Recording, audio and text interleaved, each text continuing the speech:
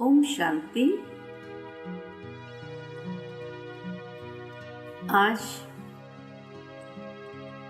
आध्यात्मिकता का प्रथम सत्र,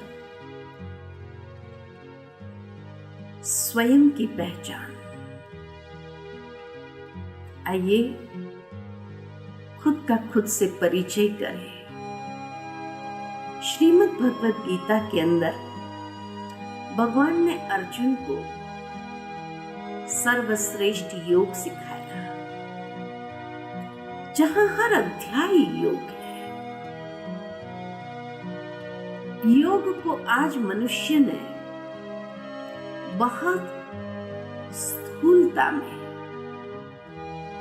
ले लिया है या बाह्य स्वरूप से उसको अपना लिया है, लेकिन वास्तव में योग का संबंध आंतरिक चेतना के साथ है। उस चेतना को जागृत करने के लिए स्वयं को जानना अति आवश्यक है।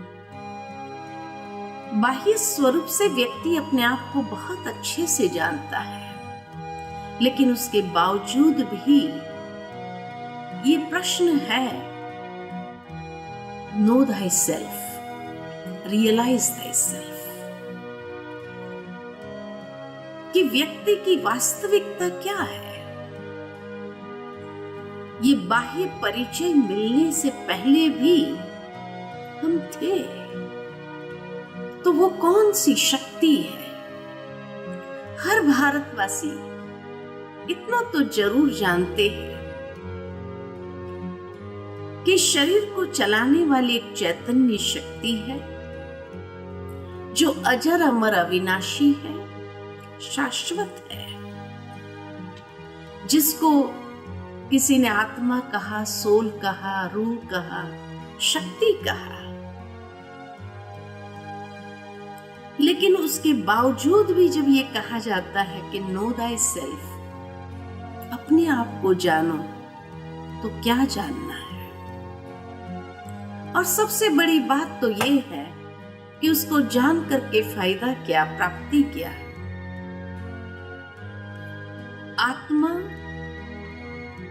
चैतन्य शक्ति है, लेकिन उस चैतन्य शक्ति की अभिव्यक्ति इस संसार में शरीर के माध्यम से ही होती है। इसीलिए हमेशा हम दो शब्दों का प्रयोग करते हैं, मैं और मेरा। मेरा हाथ, मेरा सर, मेरे पैर, लेकिन ये मेरा कहने वाली मैं कौन? मैं वो चैतन्य शक्ति आत्मा हूं। मनुष्य कभी ये नहीं कहेगा कि मैं सर दर्द कर रहा हूं। नहीं, मेरा सर दर्द कर रहा है, मेरे हाथ में तकलीफ है। मैं वो चैतन्य शक्ति हूं। इस अंतर को जब हम समझ लेते हैं और उस वास्तविकता में अपने आप को स्थित करने लगते हैं, जिसको गीता में कहा आत्म भाव में स्थित हो जाए। हे अर्जुन, हर एक को भी आत्म रूप से देखो, लेकिन अगर मैं खुद आत्म भाव में स्थित होती हूं, तभी तो मैं दूसरों को भी आत्म स्वरूप से देख सकती हूं और ये महसूस करती हूं कि ये भी एक आत्मा है। तो अनेक प्रकार के ऊंच नीच, काले गोरे का भाव जो है वो समाप्त हो जाता है, क्योंकि मेरी दृष्टि में परिवर्तन आ जाता कि ये भी एक आत्मा है। आत्मिक भाव को विकसित कर सकते हैं। वो आत्मा की वास्तविकता क्या है। जैसे ही ये अज्ञान दूर होता है कि जहां मनुष्य ने अपने आप को शरीर से आइडेंटिफाई करना आरंभ कर दिया, अपने आप को शरीर ही समझने लगा, तो अनेक प्रकार के भेदभाव को उत्पन्न कर दिया। और तब हम एक दूसरे को सह नहीं पाते हैं, एक दूसरे के साथ अपने संस्कारों को मिला नहीं सकते हैं, चल नहीं पाते हैं और अनेक परेशानियों को जीवन के अंदर उत्पन्न कर लेते हैं। संबंधों में तनाव शुरू हो जाता है। लेकिन जब ये आत्मभाव जागृत होता है तो ये अज्ञान देह अभिमान का या अहंकार का निष्क्रिय होने लगता है और तब हमारा अहंकार किसी से टकराता नहीं, क्योंकि अहंकार ही तो अज्ञान है। किस बात का अज्ञान? अपनी वास्तविकता का अज्ञान। वो आत्मा का वास्तविक स्वरूप कैसा है? आत्मा अति सूक्ष्म दिव्य ज्योति बिंदु स्वरूप है।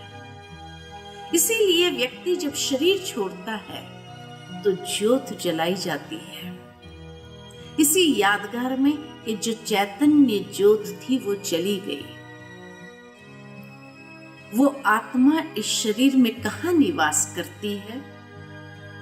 मेडिकल साइंस के माध्यम से ये तो पता लगा लिया कि आत्मा का निवास स्थान हाइपोथैलेमस और पिट्यूटरी ग्लैंड के बीच में है, यानी भ्रुकुटी की मध्य से ठीक 2.5 इंच पीछे और ऊपर से 1.5 इंच नीचे। वो है आत्मा का निवास स्थान। लेकिन सरफेस मार्किंग भ्रुकुटी की मध्य में दर्शाया जाता है, जहां हम तिलक लगाते हैं। मंदिर में जाते हैं तो एक प्रथा है कि चमड़े की चीज को बाहर उतारो, अंदर जाकर तिलक लगाओ और उसके बाद भगवान की मूर्ति के सामने जाकर के हाथ जोड़ करके नमन करते हैं। लेकिन इस बात के रहस्य को अगर समझा जाए कि चमड़े की चीज को बाहर उतारना अर्थात ये देह भी एक चमड़ा है। जिस चमड़े का व्यक्ति अहंकार करता है, अभिमान दर्शाता है, वास्तव में उतारना है तो अहंकार के चमड़े को बाहर उतार दो। जिस बात का मनुष्य गर्व करता है, अभिमान करता है, जब भगवान के द्वार में जाओ तो कम से कम उस अभिमान अहंकार को बाहर उतारो। उसके बाद तिलक लगाया, यानी स्वयं को आत्मभाव में स्थित करो और फिर भगवान की मूर्ति के सामने जाकर हाथ जोड़ करके नमन करो। यानी मैं फलाना फलाना नहीं, मैं चैतन्य शक्ति आत्मा, परमात्मा की संतान, परमात्मा को नमन करती हूं। कितना ऊंचा भाव है। लेकिन शायद ही इस भाव से कोई मंदिर में जाता होगा। वो आत्मा की वास्तविकता कि आत्मा सतोगुणी है। सतोगुणी यानी द एसेंस ऑफ 7 वैल्यूज। आत्मा 7 गुणों का स्वरूप है। वो 7 गुण कौन से हैं जिसकी चाहना हर इंसान रखता है? शांति, सुख, आनंद, प्रेम, ये आत्मा की चाहना है। लेकिन वास्तव में ये हमारी वास्तविकता है, इसीलिए हमारी चाहना है। जिस तरह हर चीज का अपना एक गुण धर्म है। पानी का गुण धर्म शीतलता है, आग का गुण धर्म गर्मी है, तो आत्मा का गुण धर्म 7 गुण है। उसमें सर्वप्रथम आध्यात्मिक ज्ञान है, यानी समझ। उसके साथ साथ दूसरा है पवित्रता। हर इंसान जब इस संसार में आता है तो कितना प्योर एंड इनोसेंट होता है। एक बच्चा जब जन्म लेता है तो कितना इनोसेंट है, पवित्र है। ये उसकी वास्तविकता है। जहां समझ है, पवित्र भावनाएं हैं, उसी संबंध में प्रेम पनप सकता है। तो तीसरा गुण आत्मा का प्रेम स्वरूप है। जहां ये तीनों है वहां शांति है। शांति हमारा गुण धर्म है। और जहां ये चारों बातें हैं वहां जीवन में सच्चा सुख है। इसीलिए आत्मा सुख स्वरूप है। और जहां ये पांचों बातें हैं वहां जीवन की सर्वोच्च प्राप्ति आनंद है।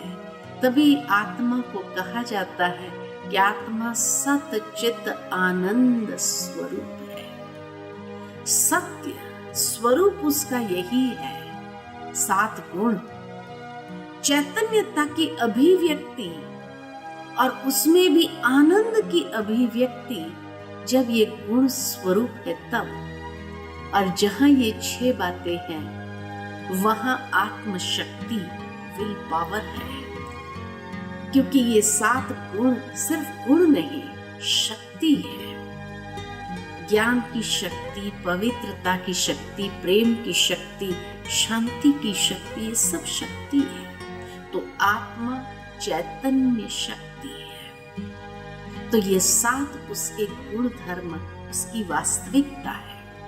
लेकिन आज ये 7 गुणों से हम बहुत दूर हो गए हैं और 7 अवगुण आ गए हैं। काम, क्रोध, लोभ, मोह, अहंकार, ईर्ष्या और नफरत। 7 गुणों की जागृति के लिए आत्मा के पास 3 सूक्ष्म शक्ति है, जिसको कहा जाता है मन, बुद्धि और संस्कार।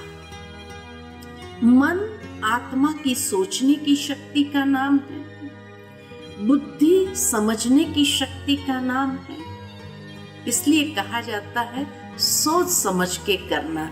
एक है सोचना, दूसरा है समझना और तीसरा कर्म में आना, जो आत्मा के ऊपर अपना प्रभाव छोड़ देता है, जिसको कहा जाता है संस्कार। तो ये मन, बुद्धि और संस्कार आत्मा के साथ शरीर में प्रवेश करते हैं और आत्मा के साथ ही इस शरीर से विदा लेते हैं।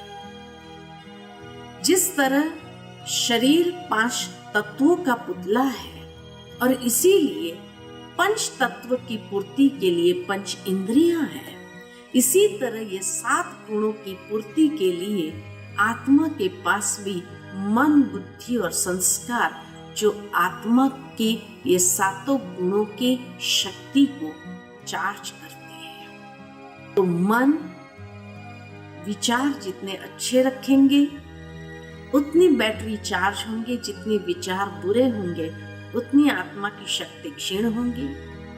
बुद्धि यथार्थ तभी समझ सकती है जब विचार अच्छे होते हैं और तब व्यक्ति के संस्कार भी श्रेष्ठ होते हैं।